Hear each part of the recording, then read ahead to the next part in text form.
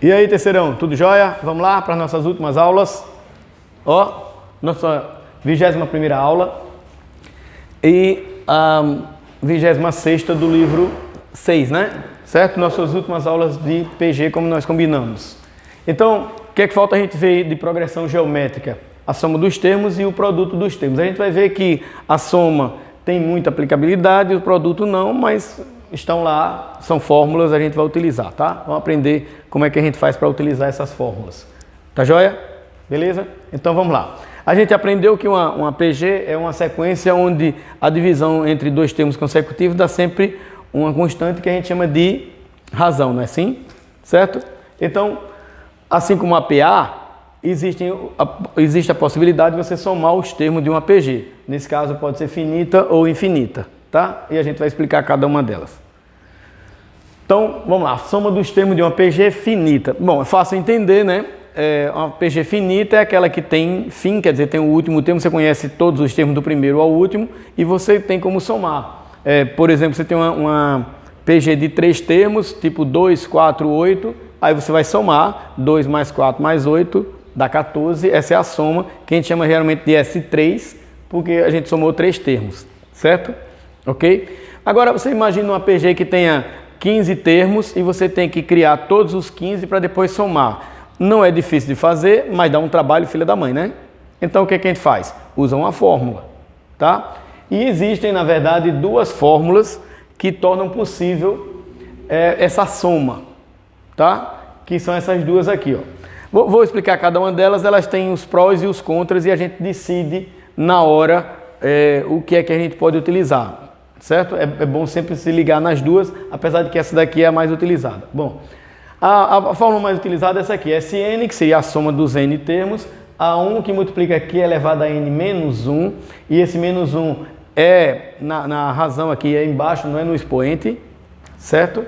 E dividido por q menos 1. Eu sempre digo que é só observar a posição do q e do 1 aqui para a gente colocar embaixo. Aqui também, ó, 1 menos q, certo? Você pode encontrar isso até invertido, certo? 1 menos q elevado a n, aqui também fica 1 menos q elevado a n, mas essa é a mais comum. Por que essa aqui é mais utilizada? Porque a gente precisa só de 3 coisas. Do primeiro termo, que normalmente a questão vai te dar, a razão que você vai calcular, e o número de termos também vai ser dado pela questão, porque ela tem que dizer quantos termos você vai ter que somar, certo? Então, você já vem com isso aqui quase tudo pronto, é só substituir na fórmula e resolver, tá? Qual é a desvantagem dela? É isso aqui, ó, q elevado a n.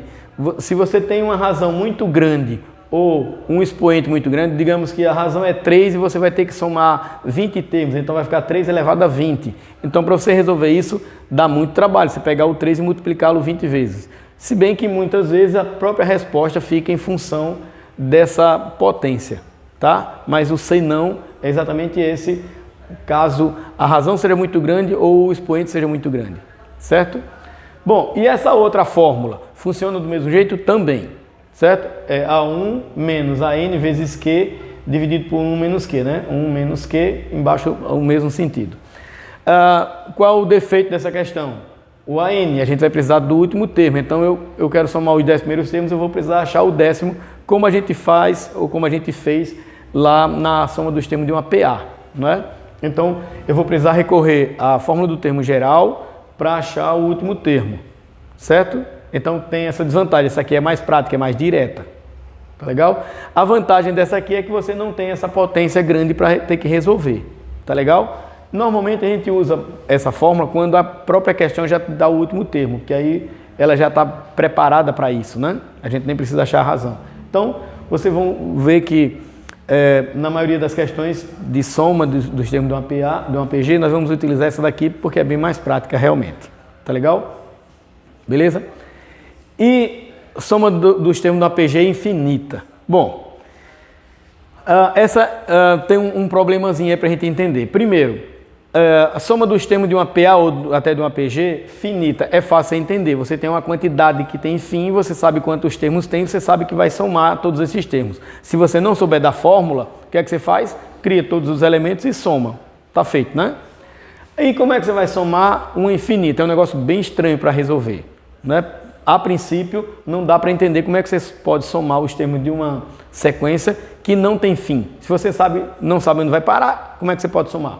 Bom, aí então vamos para alguns detalhes. Não é toda PG infinita que a gente pode somar. Primeiro, ela tem que ser decrescente. É quando a razão é um número entre 0 e 1. Por que a decrescente a gente pode somar? Porque a sequência decrescente ela é também chamada de convergente. Significa que ela vai diminuindo, diminuindo, diminuindo e converge para um determinado número. Na verdade, é assim. Ela vai diminuindo, diminuindo tanto que aquele último termo, aquele termo lá na frente, não o último, já que ela é infinita, tende para zero. Uma hora ele vai ser tão pequeno que a gente considera zero e ali a gente pode dizer que pode parar, certo? Ok? Ó, normalmente se faz assim. Eu peguei até aquela fórmula da PG, da soma dos termos na PG, que não é muito usada, mas para esse caso ajuda bastante. Ó, imagina essa fórmula da soma, só que a gente tem o seguinte, a gente admite que o último termo tende para zero, então se tende para zero, isso aqui vai anular. Então vai ficar só 1 menos Q. E esse N aqui a gente nem usa, normalmente ou não aparece, ou aparece o símbolo de infinito. Então a gente só precisa do primeiro termo e da razão, lógico que a gente não tem o último. Um jeito fácil de lembrar disso aqui, como é que você consegue somar os termos de uma sequência infinita? Por que que a gente consegue? Imagina que você tem o seguinte, você tem uma sala de aula lá com 30 alunos e você trouxe uma pizza e resolveu distribuir a pizza para todos os alunos. Agora, tem uma regra, a gente vai fazer essa distribuição de fatias por sorteio e os cortes das fatias vai ser o seguinte, você pega a pizza inteira, divide ela ao meio e sorteia um aluno e dá a metade da pizza. Aí sobrou a outra metade, né? Aí você pega essa metade e divide ao meio, ou seja, vão ficar 2 pedaços que na verdade são 1/4, não é? Aí você sorteia um segundo aluno e dá esse quarto da pizza. Aí pega o quarto da pizza, divide ao meio, vai dar 1/8, aí você sorteia para mais um aluno. Pega esse 1/8, divide ao meio, dá um 16avos e sorteia para um outro aluno. O que é que vai acontecer com o último aluno? Ele vai receber o quê? Talvez o cheirinho do orégano, né? Porque você vai diminuindo, diminuindo, diminuindo tanto que o último pedaço vai sobrar o cheirinho do orégano só, não é? Exatamente, vai sobrar um pedacinho de nada.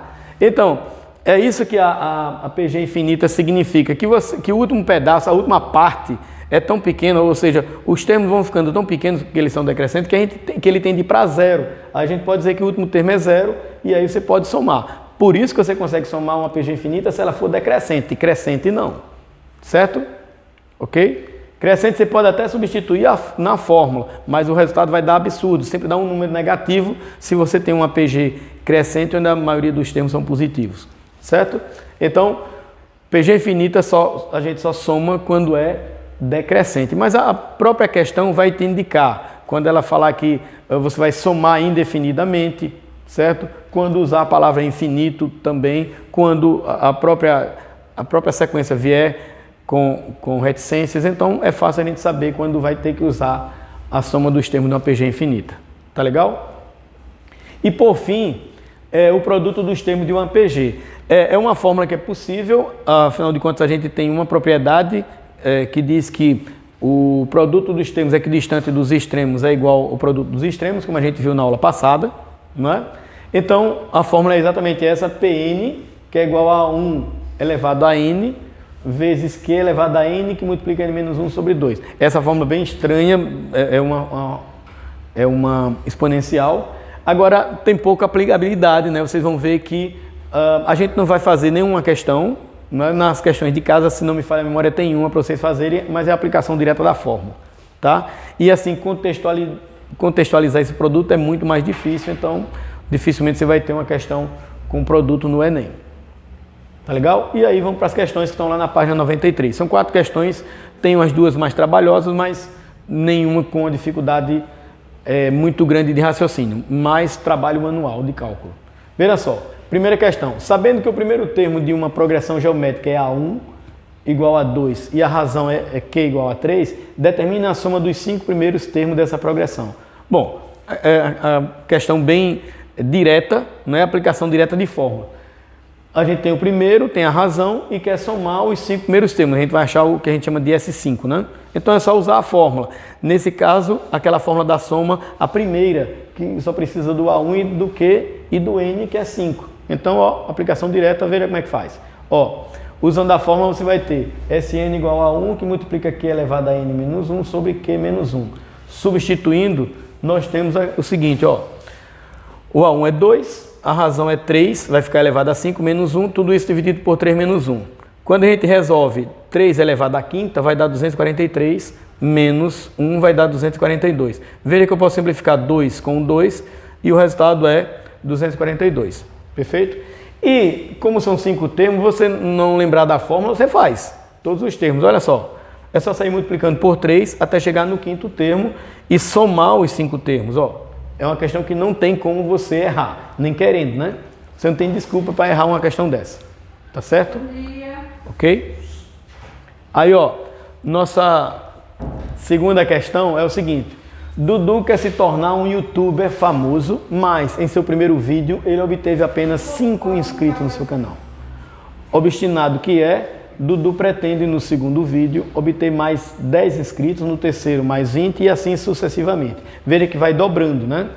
Se no primeiro mês ele postar 10 vídeos e conseguir a meta estabelecida, ao fim desse mês o seu canal terá. Bom, o que é que ele faz? Ele vai colocar 5 vídeos, ele quer dobrar cada vez que ele colocar os vídeos, certo? Então o segundo vídeo ele quer que tenha 10 inscritos, no segundo 20. Ou seja, você tem uma PG aí, não é? De razão 2, porque dá sempre dobrando 5, 10, 20 e assim por diante. E ele postou 10 vídeos no final, durante um mês. Então a gente vai somar quantos inscritos estão no canal desse youtuber Dudu. Certo? Ó, então veja só. Se a gente disser que o vídeo 1 é o A1 5, o vídeo 2 10, então a gente tem aqui, ó, no final das contas, 5, 10, 20, 40 e assim por diante. Tem razão igual a 2, né? Dá sempre o dobro. E como serão 10 vídeos, o nosso número de termos vai ser 10. A fórmula é a mesma, ó. Aí basta a gente substituir. A1 é 5, a razão é 2 elevado a décimo menos 1. 2 a décimo é 1024, certo? Então vai ficar 5 vezes 1023, né? Dividido por 1, que dá exatamente 5.115. Então, se o Dudu conseguir a sua meta de sempre dobrar o número de inscritos, no final do mês, depois de 10 vídeos, ele já vai ter 5.115 inscritos no canal. Certo? Então, é uma questão que envolve PG, é direta e é bem contextualizada, é um assunto bastante atual para vocês. Tá legal? De repente, nós temos aí na sala de aula alguns youtubers, né? Certo? Bom, aí uma questão que vai dar um certo trabalho. Essa é aquela questão que a gente vai suar bastante. Porque é o seguinte, ó. Numa avaliação com 100 questões, a pontuação de cada questão foi atribuída de acordo com uma progressão geométrica, de razão 2, da seguinte forma. A primeira questão valia 1 ponto, a segunda valia 2, a terceira valia 4, a quarta questão valia 8 pontos e assim por diante. A nota máxima que um aluno pode ficar é o somatório dos pontos de todas as questões. O que ele acertou, lógico, né? Uma pessoa, ao fazer essa avaliação, verificou que acertou todas as questões de numeração múltiplos de 3, maiores que 20 e menores que 40. E também acertou as questões de numeração múltiplos de 5, maiores que 31 e menor que 51. Que pontuação esse estudante fez na prova? Bom, aí, para a gente saber a pontuação do estudante, a gente sabe que vai ter que fazer uma soma. Observando as alternativas, a gente assusta um pouco, porque são todos os valores grandes e potências, né? Mas veja, 2 elevado a 21, a questão não exigiu que você fizesse esse valor, até porque uma questão dessa no Enem, ou qualquer que seja o concurso, você vai ter que fazer isso manualmente, uma vez que não tem uma calculadora para lhe auxiliar. Então, aquilo que eu falei, quando o N for muito grande, o que é que vai acontecer? Você vai ter uma resposta na forma de uma potência, certo? Como esse aqui. Então, vai dar um certo trabalho pelos números, como a gente vê, mas é questão de colocar a mão na massa, não é uma questão para preguiçoso. Então vamos ver como é que a gente vai fazer. Ó. Primeiro a gente vai ver que a razão da PG é 2, né? É só pegar 4 dividir por 2, 8 dividir por 4, a razão 2. E as questões que o cara acertou foi o seguinte, ó. Múltiplos de 3 maior do que 20 e menor do que 40. Eu até coloquei todos eles aqui, ó. 21, 24, 27, 20, 30, 33, 36, 39.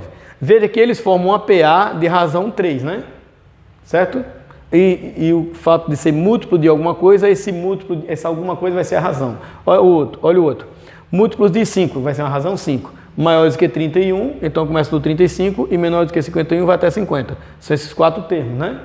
Aqui você tem 1, 2, 3, 4, 5, 6, 7 termos, no outro você vai ter 4.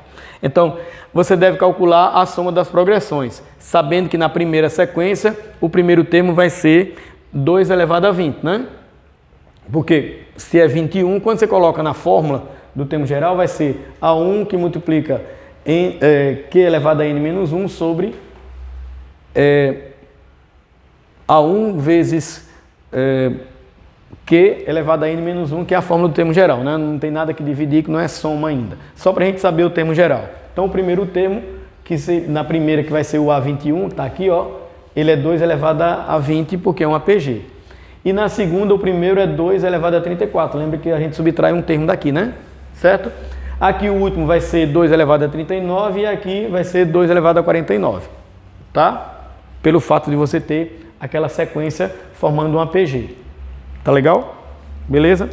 Bom, então, aí a gente vai ter que calcular as somas, né? Onde os termos são esses aqui. A primeira soma é essa soma aqui, ó. Você vai somar de 2 elevado a 20 até 2 elevado a 38. A razão é, quando eu divido esse por esse aqui, vai sobrar 2 elevado a 3, né? Se eu faço a divisão 2 elevado a 23 por 2 elevado a 20, eu subtraio os expoentes, dá 2 a terceira, ou 8. Mas como a gente já viu nas alternativas, que tudo se trabalha com potência, então vai ficar 2 elevado a 3, tá bom? Bom, então vamos lá. O S2, aí a gente começa daqui. Vai ser S2 elevado a 34 e termina em 2 elevado a 49. Quando a gente divide dois termos consecutivos, a razão é 2 elevado a quinta. Veja que o expoente é exatamente a razão da PA, não é? Certo? Agora eu tenho que somar esses dois termos. Aí eu tenho que colocar naquela fórmula da soma. Veja como é que fica. Ó, a fórmula da soma é essa. Eu já coloquei os dois juntos para ficar mais fácil a gente entender. Ó, vai ficar 2 elevado a 20, 2 elevado a 3 elevado a 7, né? Porque são 7 termos. Tá legal? Menos 1 sobre 2 elevado a 3 menos 1. E a segunda sequência, 2 elevado a 34, 2 elevado a 5 vezes elevado a 4, porque são 4 termos, né? Mesma forma. Aí, observando o seguinte, ó. Aqui não tem muito que a gente resolver. Certo? Do jeito que está aqui, a única coisa que eu fiz foi multiplicar essa potência aqui. Quando eu tenho potência de potência, eu multiplico os expoentes. Então, 3 vezes 7 virou 21. E aqui 5 vezes 4 ficou 20, e daqui não tem como a gente fazer mais. Ó. Se eu multiplicar esse por esse aqui, eu vou conservar a base e vou somar os expoentes, vai dar 2 elevado a 41. E aqui vai dar menos 2 elevado a 20. Mas eu não tenho como dividir por 7, por exemplo, porque esse aqui é 8 menos 1, 7. Então eu não vou reduzir nada aqui. Aqui vai dar um denominador diferente, então não tem nem como conservar, fazer o mínimo múltiplo comum que ajude a gente. Então ficou dessa forma. E a própria questão já mostra como resposta a letra D, que é exatamente isso. Até porque não teria mais sentido fazer tanto cálculo nessa questão tão difícil assim. Né? Primeiro no raciocínio, que era até mais fácil de entender, mas bastante cálculo, né? Bastante suor para a gente fazer isso aí. Tá? É uma questão que no Enem tem um problema sério. Né? Muito cálculo para um tempo pequeno que a gente tem. Tá legal? Mas não foi uma questão do Enem. Ok? Bom, terceira questão, vamos lá. Na verdade, quarta, né? Tem um errinho aí, não vai ser terceira, quarta.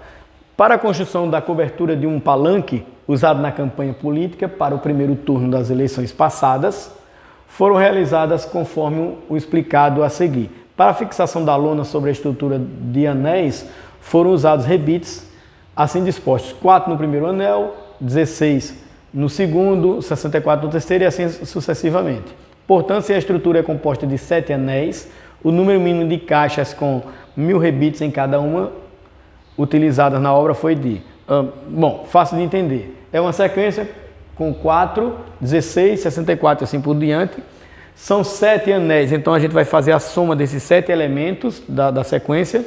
Agora, depois a gente tem que dividir por 1000 para descobrir a quantidade de caixas, né? Porque o que se pede no final é quantas caixas nós vamos ter, caixas com 1000 rebites. Então, olha só como é que ficou a fórmula. a sequência é 4, 16, 64, então a PG de razão 4 com 7 termos, e eu vou somar os 7 termos, né, o chamado S7. Então vai ficar 4, que é o A1, 4, que também é a razão, elevado a 7 menos 1.